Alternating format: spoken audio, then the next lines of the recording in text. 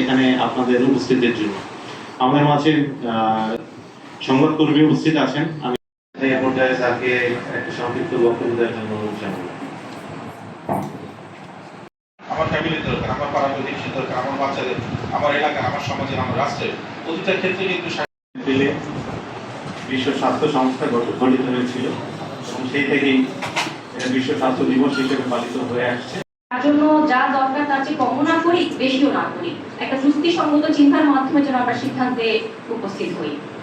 আর এখন যেটা আমাদের ডাক্তার পর্যায়ে তো আছি, আপনারা যারা এখানে স্বাস্থ্যের সঙ্গে জড়িত আছেন, বিভিন্ন সময় হয়তো আপনাদের কাছে পরামর্শ বা বিভিন্ন ক্ষেত্রে হয়তো বা এই ধরনের আপনারা সম্মুখীন হবেন। এখন ল্যাপটপ ড্রপ আউট আমরা তাহলে ইয়ে করবো না, তাহলে ইয়ে করলে ভালো হবে নাকি? একটা পানি পড়তেছে, এগুলো সব কিন্তু বিজনেস না। সেক্ষেত্রে যদি আমরা বিজনেস নিয়ে তারা রোডে করি তাহলে আমাদের এটা বিশৃঙ্খলা সৃষ্টি হবে। সেক্ষেত্রে আমরা এই জন্য বলছি যে বিজ্ঞানকে সব বিজ্ঞানসম্মত হবে। মিটিং ডাকছি, তো সেখানে হয়তো ফাইনাল সিদ্ধান্ত নেব। তো একটা জিনিস একটু আলাপ করার জন্য, যেটা এখানে অনেকে আছে মানে ঠিক মতো যেন সবাই ইয়েটা করে। এখন তো মাইক্রো প্ল্যানটা অনলাইনে করতে হবে। অনেক কষ্ট করে আসছেন, কৃতজ্ঞতা জানাচ্ছি। আমাদের ডেলি ফ্যামিলি প্ল্যানিং আছেন, ডেলি ফ্যামিলি প্ল্যানিং মহোদয় আছেন, আমার ডক্টর আছেন, কনসার্নিং মহোদয়, আমার সদরী এসেন দেবপ্রিয় প্রাগ জাপাই বসু যারা আছেন, আপনারা এই সাংবাদিক সাহেবরা আছেন, স্বেচ্ছাসেবী মহোদয়রা আছেন এবং আমার যারা আছেন সবাইকে ধন্যবাদ। অনেক কষ্ট করছেন, আপনারা এখানে একটু বসবেন। ডাকের সহযোগিতায় আমরা ছোট্ট একটু নাস্তা দেবো আপনাদেরকে। হ্যাঁ, ধন্যবাদ। হ্যাঁ, চলছে। আর আজকে আপনারা দেখতে পাচ্ছেন যে together for health stand with science, এটা আসলে শব্দগত অর্থে চেয়ে ভাবগত অর্থের প্রাধান্য অনেক বেশি। শব্দগত অর্থ মিলানো যাবে না, কিন্তু ভাবগত অর্থটা ব্যাপক বিষয়। অর্থাৎ আমরা বিজ্ঞানের যে চিকিৎসা, বৈজ্ঞানিক যে চিকিৎসা, সেই চিকিৎসা বলতে সেটা দিয়ে আমরা অগ্রসর হবো, যেটার মাধ্যমে আমরা সাধারণ মানুষ, সাধারণ জনগণকে আমরা স্বাস্থ্য সেবার সুরক্ষিত রাখতে পারবো। আসলে আমাদের এটার মধ্যে আমাদের অপচিকিৎসাগুলো ভিন করছে। আমাদের চারিদিকে কিন্তু নানা ধরনের অপচিকিৎসা আছে, সেগুলো থেকে কিন্তু এটার মধ্যে একটা অন্তর্নিহিত কিন্তু বিষয় আছে, সেটা থেকে আমাদের সচেতন থাকতে হবে, জনগণকে সচেতন রাখতে। ক্যাম্পেইনের বা কর্মসূচির আওতায় তাদেরকে আমরা টিকাদান করব।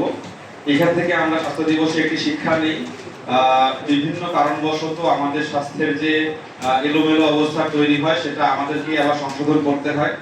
মাঠ পর্যায়ে স্বাস্থ্যকর্মী যারা আমার সামনে আজকে আছেন, স্বাস্থ্য সহকারী, স্বাস্থ্য পরিদর্শক এবং সহকারী স্বাস্থ্য পরিদর্শকরা, তাদের মাধ্যমে মূলত মাঠ পর্যায়ে যে কার্যক্রমগুলো আমাদের বাস্তবায়ন হয়, তাদের মধ্যে দিয়ে আমাদের শিশু এবং আমাদের যারা অন্যান্য নাগরিক আমাদের সমাজে তাদের স্বাস্থ্য নিশ্চিত করতে হয়। কাজেই তাদেরকে আমি দুর্যোগ প্রতিরোধ করতে হয়, তাদেরকে আমি অনুরোধ করব যে সামনে যে টিকাদান ক্যাম্পেইন আসছে সেখানে যেন তারা সম্পূর্ণ নিষ্ঠা এবং সততার সঙ্গে সেই ক্যাম্পেইনের কার্যক্রম বাস্তবায়ন করেন। স্বাস্থ্য দিবস একটা, আর একটা হলো বিশ্ব জনসংখ্যা দিবস, দুটোই সারা বিশ্বব্যাপী পালিত হয়। একটা হলো 7ই এপ্রিল আর একটা হলো 11ই জুলাই সামনে আসছে বিশ্ব জনসংখ্যা দিবস। এটা দুইটা দিবস সামনে স্বাস্থ্য মন্ত্রণালয় যারা আছে আমরা খুব ঘটা করে হচ্ছে আমি পালন করি। আজ থেকে ধরেন 22-24 বছর আগে আমার মনে আছে, এটা একেবারে ব্যাপক উৎসাহের সহিত যারা নতুন যারা অবস্থান আছে, হয়তো নবীনটা জানে না, কালী খ্রিস্টবার হয়েছিল আমার শিবচরের কি হচ্ছে একটু আমরা সেখানে এইরকম বিশাল রেলি আলোচনা করার পরে খিচুড়ি একটা নিজের নিজের পয়সা অনেক ধুমধাম করে আমরা এটা করতাম। তো সারা পৃথিবীকে এই দেশটা খুবই ইম্পর্টেন্ট একটা ডে আজকে বিশ্ব স্বাস্থ্য দিবস। স্বাস্থ্য দিবসে সম্মানিত সিভিল সার্জন স্যার এবং সদস্যবৃন্দ, আসসালামু আলাইকুম। আজকে 7ই এপ্রিল 2026 বিশ্ব স্বাস্থ্য দিবস। আমাদের আজকে এবছরের প্রতিপাদ্য।